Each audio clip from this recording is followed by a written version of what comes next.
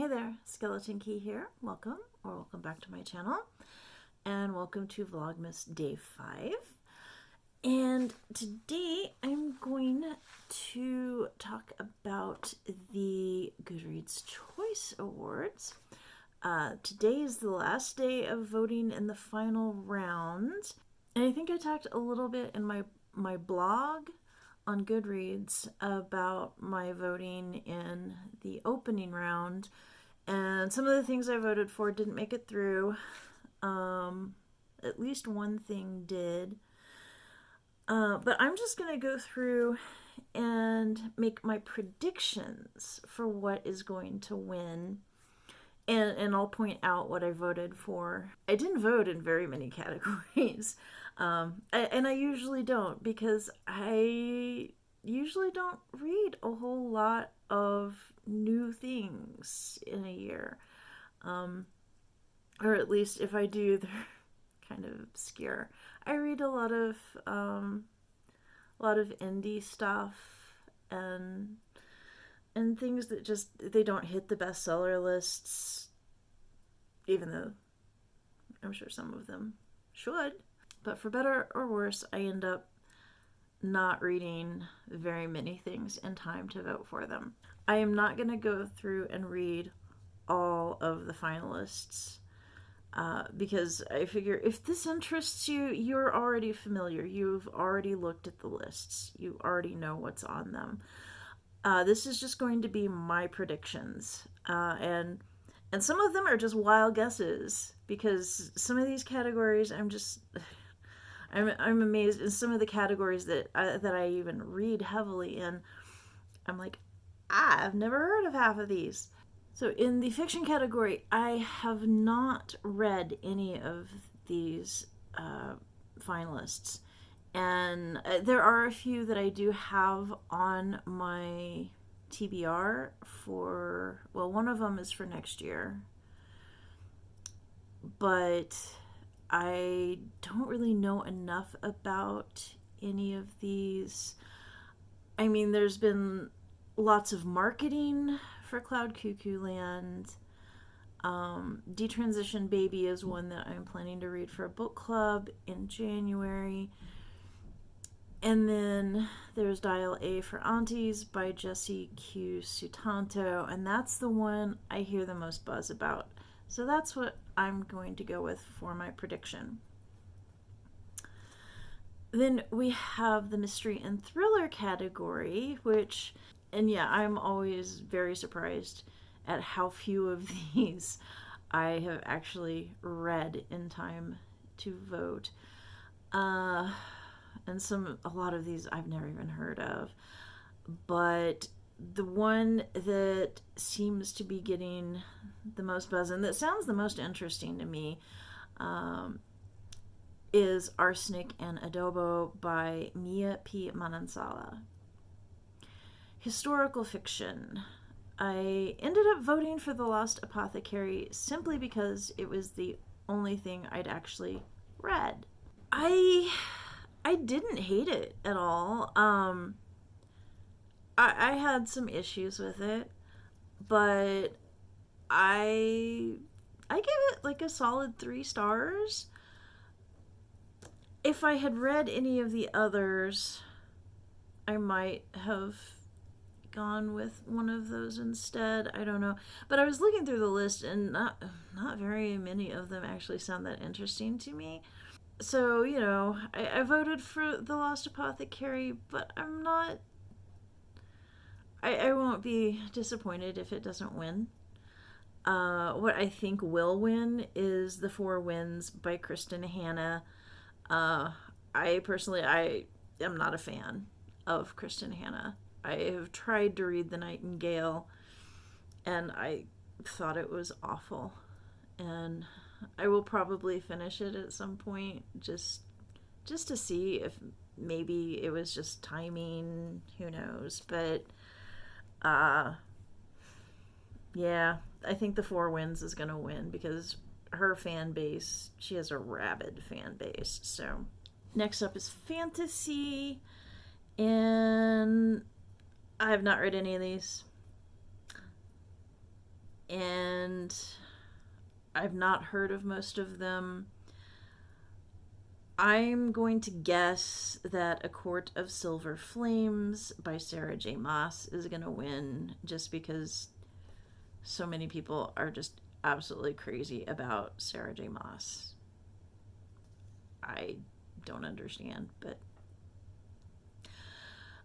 Romance. I have actually read 2 of these. I have read One Last Stop and Act Your Age, Eve Brown, and I gave them both 4 stars.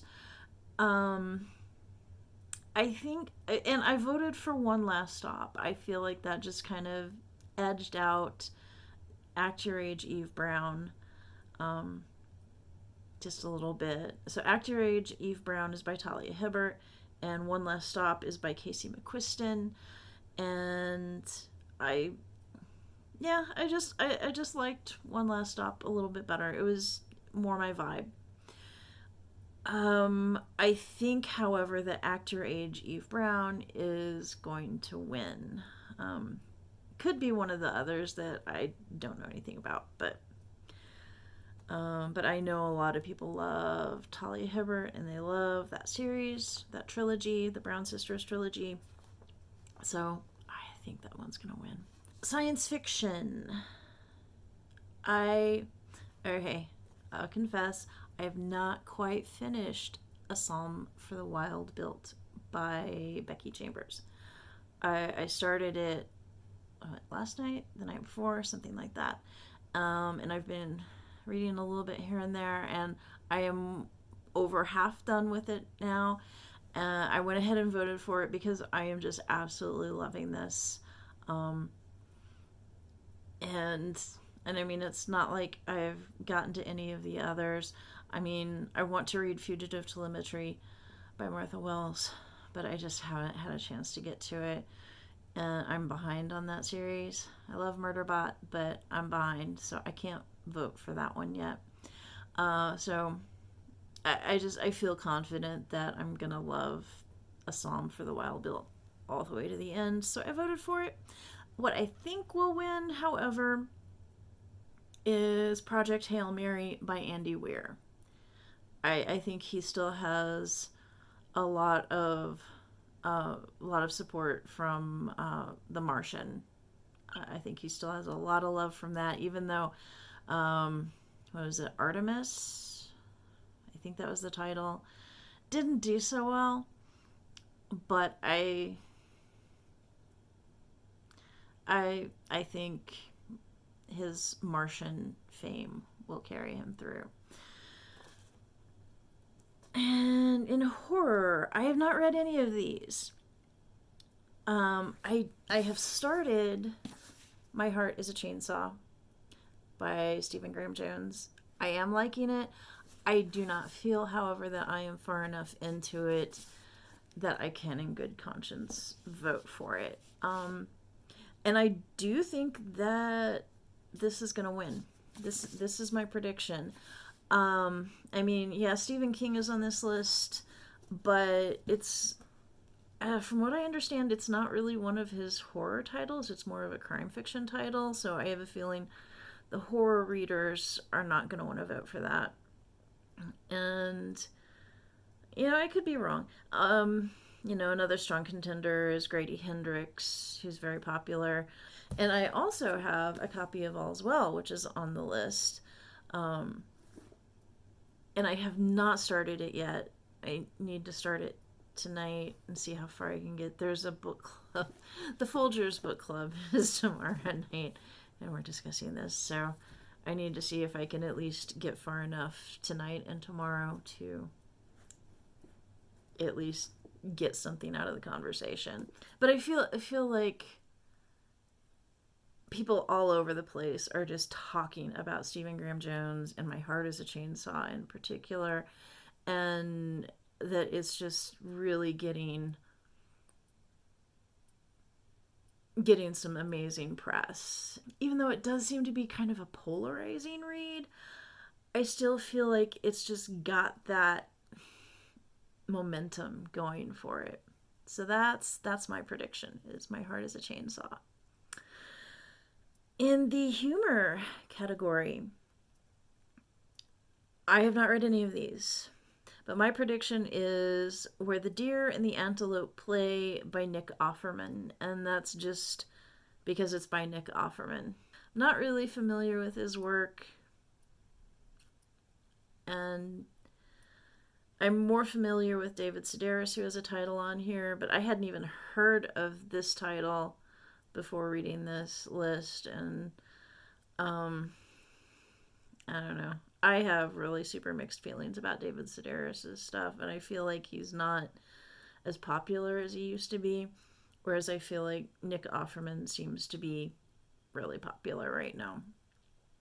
So, Where the Deer and the Antelope Play. That's my guess. Nonfiction. One of the main nonfiction category. Yeah, the Goodreads choice categories are just kind of whack.